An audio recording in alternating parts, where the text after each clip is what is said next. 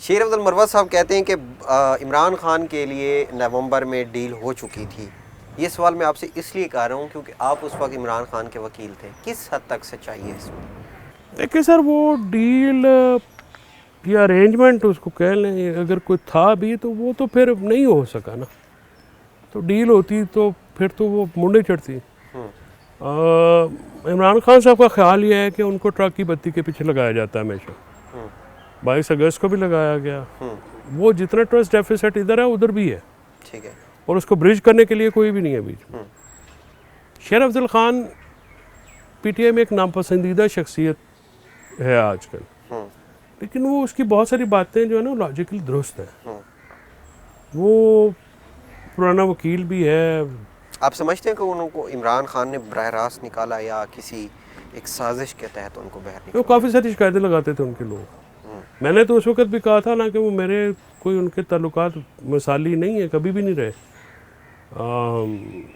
मैं समझता हूँ कि मैं उनके पसंदीदा लोगों में वैसे ही नहीं हूँ, लेकिन पार्टियों से बंदों को निकालना या इस तरह से करना ना मुनासिब अमल नहीं होता। कोई भी जो आपका जी शऊर आदमी होगा, वो ये भी सोशल मीडिया में और फिर कुछ लोग जो अंदर जाते थे उसमें फिर उनके दूसरा बात है वो बड़ा ना लौबाली सा है। वो जो उसके मुंह में ज़बान आ जाती है ना तो मतलब वो दिल में नहीं रखते वो, और उठा पीटीआई कर में ऐसे बंदे की जगह नहीं है। नहीं, वो किसी भी जमात में नहीं हो सकती ना। वो इस तरह का बंदा जो है वो मतलब इस तरह नून लीग में ख्वाजा साद रफीक साहब भी बोलते रहते हैं, लेकिन उनको स्पेस लेकिन उनको पता है ना कि मैंने ये रेड लाइन क्रॉस नहीं करनी। वो उससे पीछे पीछे रहते हैं। वो सियाने हैं, वो ख्वाजे हैं लाहौर के। उनको बड़ा पता है कि हमने किधर किधर जाना है, किधर नहीं जाना। शेर अब्दुल मरवा साहब और ख्वाजा साद रफीक की बड़ी बनती है। हाँ, वो दोनों हैं एक जैसे ही है ना। वो तो बागी बागी क्या कह लें। बाकी करो। शेर अब्दुल मरवा साहब का ज़रा जो प्रॉब्लम है ना, फैमिली के बारे में गुफ्तगू करते हुए मुताद रहना चाहिए। वो नहीं रहे।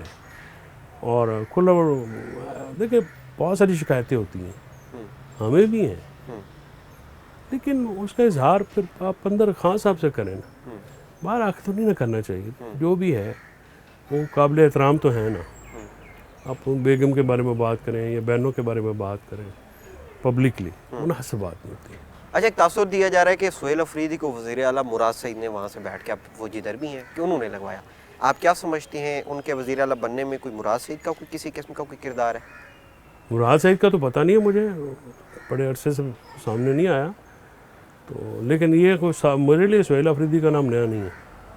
तो साल पहले बात हो रही थी इसके बारे में, और आई थिंक मिशाल यूसुफ ज़ईद जो सेनेटर है वो और बुशरा बीबी ये डिस्कस करती थी। अच्छा, मेरे सामने हुआ था।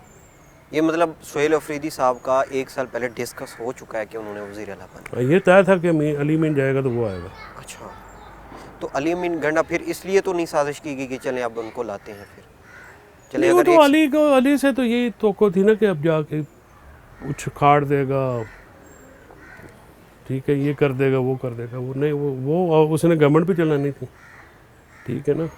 वो 2 दफ़ा तो अब 12 ज़िले तो नहीं ना हर रोज़ को होते। 12 ज़िलों वालों में जो सैर कराते हैं फिर उनका भी पता होता है। अच्छा, तो वो सियाना आदमी था, वो बैलेंस। उसके बाद फिर वो थोड़े स्लो हो गए जब उनको 12 ज़िलों की सैर कराई गई। तो नेचुरली आपको भी हो जाए तो आप भी स्लो हो जाएंगे। आप चाहते हैं कि मेरी सैर हो जाए? नहीं, मैं बिल्कुल नहीं चाहता। तो हम आपको कोर्ट में नज़र नहीं आएंगे फिर? हाँ, फिर तो बिल्कुल ऐसा ही होगा। ऐसा हुआ नहीं।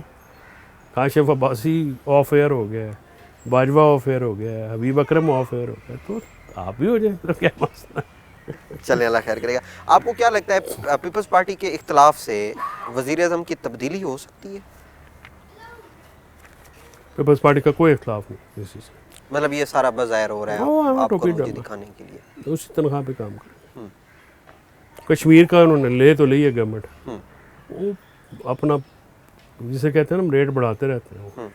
वो रेट बढ़ाने के चक्कर हो गया। आप वो कश्मीर का हो जाएगा 8 महीने, वहाँ पे ख़जाना शाना काफ़ी है, वो लगाएंगे उधर, फिर कोशिश करेंगे अपनी गवर्नमेंट इस्टेब्लिश करेंगे। तो उनके अपने वो बड़े क्लियर हैं अपने अहदाफ में। छोटे जरदारी साहब तो नहीं है, बड़े जरदारी साहब बड़े क्लियर हैं। आखिरी सवाल है, अब खैबर पख्तूनख्वा की जो परफॉर्मेंस है हुकूमत की पंजाब की, मरीम नवाज़ साहबा बड़ी एक्टिव नज़र आती हैं सैलाब के दिनों में, चलें परफॉर्मेंस जो भी है, आप कैसे देखती हैं इसको? मरीम नवाज़ की कोई परफॉर्मेंस नहीं है। अच्छा। मरीम नवाज़ की सारी परफॉर्मेंस मीडिया ओरिएंटेड है हाँ। और तस्वीर आला है वो, अच्छा, तस्वीर आला। तस्वीर आला, ठीक है। और कोई उनके काम नहीं है।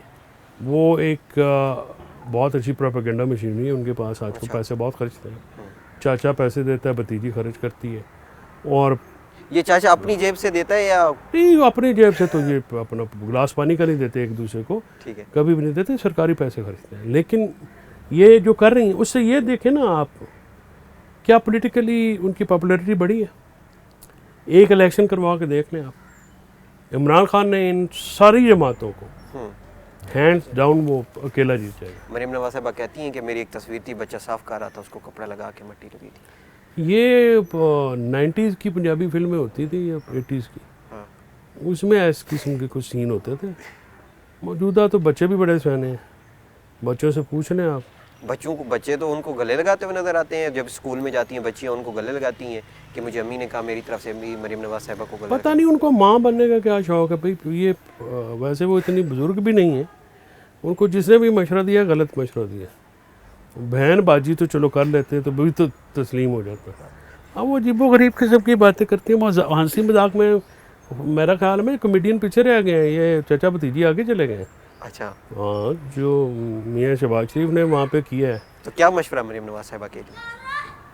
देखिए, मैं उनको क्या मशवरा दे सकता हूँ, उनको मौजूदा हालात में जिन लोगों को गवर्न करना है, जिस नस्ल को, उसकी रिक्वायरमेंट का पता होना चाहिए।